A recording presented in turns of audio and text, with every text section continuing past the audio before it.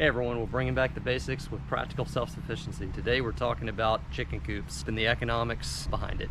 So I think by now everyone realizes the cost of groceries are going up. And if you look across the national average, egg prices continue to go up and up and up. Those are the things that are real costs to the general population. One of the things that we can do from a self-sufficiency standpoint is to have chickens and be able to self-produce. You know, if you do a simple Google search, look at the cost of eggs here locally within grocery stores, it ranges from $3 to $6 a dozen. Now, don't really have time to go to the grocery store all the time, so we use Instacart a lot and pay a little bit of a premium for that. And looking across the prices for a dozen eggs from Instacart, it ranges from about $4 to $7. It can be pretty expensive. In our household, we go through 348 dozen eggs a year, which, you know, is quite a few. It's over 4,000 eggs per year. There's quite a cost to that. So if you look at what we're paying over the course of a year, it can range between around $1,000 up to about $1,900. So it's quite expensive, the retail value of these eggs. So there's certainly a financial driver to be able to self-produce. It also has to be a practical investment. So is it something that is a good use of our money? Is it a good investment? So we're going to explore that today and get you one step closer to self-sufficiency. So looking through these costs, we're going to look at it through 3 different swim lanes. We're going to look at it through national averages. We're going to look at it through local box store as well as our Instacart option. So there's general costs that come out of producing eggs. After you build your coop, you're going to have costs of bedding. We use hay in our house. There's other types of bedding that you can use. There's general maintenance. We have PVC fittings that from time to time we have to redo that help to maintain our water system.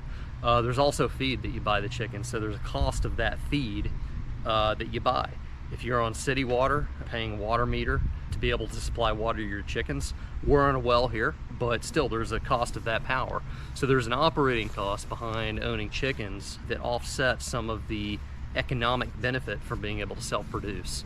So there's a range of things that you can do to offset some of those costs as well. So, you know, if you have your well, you're not going to be paying a water meter, so there's definitely a savings there, but there's still a little bit of a cost. From a feed standpoint, if you're able to supplement with garden scraps, if you're able to free range your chickens at all, that's certainly a way to be able to offset those costs as well. And all of that helps. So when you stack up the worst case scenario and the best case scenario across each of these swim lanes, your benefit is in the black. It's positive, which is great. And depending on how much of an offset or how deep you are in some of these operational costs is going to depend on the benefit that you have for you and your family. So with this simple analysis, it ranges from $500 up to about $1,700. So if you take the average across the best case and the worst case scenario, it's about $1,100 a year, which is about 27 cents an egg. So a pretty good benefit for every egg that we produce. So when it comes to construction, there's kind of a funny equation that applies to a lot of things. Poor planning plus hard work. So if you work really hard but you plan poor, you still can't expect to have a good outcome unless you're really lucky. But that's generally not the case. Simple things that you have to look at. You got to look at sizing. You got to look at ease of upkeep. You've got to look at the location. The location matters. When it comes to construction, it's all about your quality of material that you're using to build. Here's an overview of our coop, and from an aerial standpoint, at least just the layout. So you'll see that there's 2 really main coop areas. There's a large run and then a small run. There are 2 separate coops, but as you can see, there's the ability to access everything from the outside. I can collect eggs, I can supply water to the chickens, I can provide feed to the chickens, I can also clean it out. So and that helps with keeping the conditions sanitary for the chickens. And you know, ultimately, happy chickens are productive chickens. So this gives you a little perspective on how we're set up. We use pressure treated wood. That is one of the simplest things that you can do, preserve and ensure that it's long lasting and those materials hold up. It might cost you a little more up front, but in the long run, it's so much less of a headache and so much less of a cost. The other thing that I would focus on is outdoor rated fasteners. We use stainless steel screws and nails in order to put this together. So covering the areas of the coop that are exposed to the elements that might rot from the rain with paint. Lastly, the other part that's really important from a material of construction standpoint is metal roof. There's other types of roofs that you can use. I always go metal, really because it comes in the right size that I need. And it's very simple cuts if I have to modify that. But the metal roof, it's going to last really for a lifetime. And so the next thing that's important is protection from predators. We have a lot of predators here. We got raccoons, we got possums. They all love chickens. And as you can see behind me, I call this Fort Knox. I've got it lined on the inside on the outside with center blocks. And there's a protective barrier of greenery. We got some sweet potatoes going on over here, but you see the center blocks, and on the inside, just inside of that, is 4x4s, which help to provide the path that any sort of burrowing predator would have to travel to get into the coop. Now on top of that, we've taken hardware cloth and buried it down probably between 6 and 12 inches. So if it does choose to burrow, it's going to run into that hardware and probably give up because it's done so much work at to that point. The other piece that you'll see in the background here is the coop is elevated. Snakes in the area. Snakes aren't going to be able just to slither in there and try to get the eggs. It's elevated. The other piece, we've got a lot of hawks, and we actually have some eagles that fly around here, and I've got a avian net that is over the coop. Now this is a UV rated net. I think I bought it, it was 100 by 100. I got a pretty good deal on it, but it covers more than enough of this particular coop and certainly does its job to protect from the aerial predators. Now we live in a part of the country that gets pretty hot. It actually stays hot most of the year. This is day after Thanksgiving today, and it's 85 degrees outside. It's pretty crazy. But anyway, one of the things that I did inside of the coop, whenever I built this, you can't see it, but I've got a radiant barrier that is installed on the coop as well. And that's really to protect the chickens from being overheated, so they can actually go into the coop, get into the shade, and actually have the radiant heat reflected away from the coop, provide the chickens a cool place to sit. So protection from the elements is really important, and heat is probably one of the biggest elements that we experience where we live. The other piece is going to be protection from wind. We do have some cold days, so wind chill, making sure that the chickens have a place to go to get out of the wind, as well as rain. We do have a lot of rain, and we want the chickens to be able to protect themselves.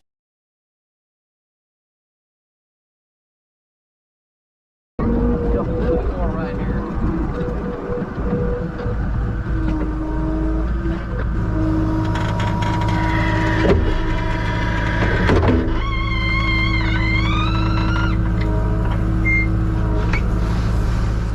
One of the things that is not always a focus going in, because you're so focused on building it, is the effort to remove the system. So I don't know if I'm always going to want to have a chicken coop here. I might want to take it down and put some goats here or do a garden plot.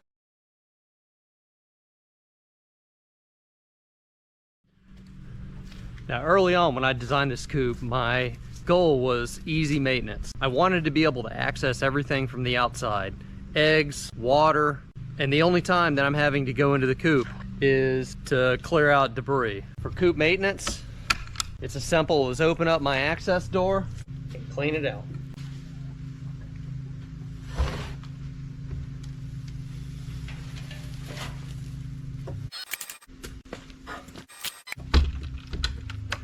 This is a functional zone, and I've got every item that I need for coop maintenance in very close vicinity of one another.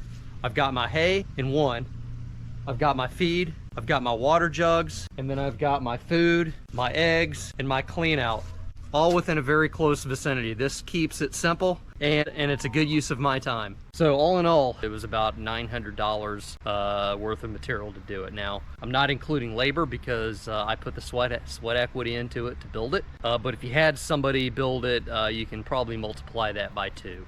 Now there's prefabricated chicken coops that you can buy. I value putting it together because if something breaks, I know how it went together. It's easier for me to maintain. And also it's a fun project to get the kids involved and help apply some of their skills. So given that $900 capital investment to build the coop and our $1,139 operating benefit that we would receive annually, my ROI on this investment is less than a year. So I'm going to make my money back in 10, 11 months and then be cash positive in that investment for the duration. Even given the fact that, I'm going to have to put in some maintenance, I'm going to have to buy some feed, I'm still cash positive because every egg that I produce provides that 27 cents of benefit. So because I love spreadsheets, if I were to pull this out across the 5 years following the initial investment, you can see that there's a benefit of right about $7,000 that I'm going to receive from being able to self-produce. That's considering a standard rate of inflation. If you've ever done anything in the corporate world, there's always planning around like a 2 to 3% inflation rate that's embedded in how budgets are built up and how future planning is done. Because we look at this practically, we know that that's not really real, especially given the current economics of today's economy. So if you look at calculated inflation, which is a formula that was put in back in the 80s, it is calculated right around 8 to 9%. So looking at that percentage, you see the benefit per egg. Now again, this is all considering the retail value. It comes in right around $10,000, $11,000, which is pretty good, right? So you're seeing a trend that as inflation gets worse, the benefit of being self-sufficient increases. And that's because your money is less and less value, so it takes more of it in order to sustain your way of life. Because we know the calculated inflation rate really probably doesn't reflect the actual impact to you and me as the consumer. Now let's look at what some are saying is really a real inflation rate of 16 to 17%. So we use 16% in this particular analysis, and you'll see that the benefit of being able to be self-produce is more in the $11,000 range. Now, you have that cash. One of the things that you can do, and we're not providing any financial advice, this is what I've done. I've taken that money, and there are I-Series bonds that you can buy that actually are based upon the calculated inflation rate. Now, based on that model, and again, that rate is going to change and adjust every 6 months, but if I take that benefit and invest it into those I-Series bonds, then I can turn my financial benefit into almost $14,000. I built this coop 2 or 3 years ago, and I can tell you there's certainly a benefit. We're bringing back the basics, and one of the things that we have passion for here is practical self-sufficiency. Today we're talking about chickens and chicken coops and being able to self-produce eggs. It's really, when you break down the economics, it's a better use of your money and your time. It's actually a wise investment to be self-sufficient. One of the things that we do here is explore those business cases behind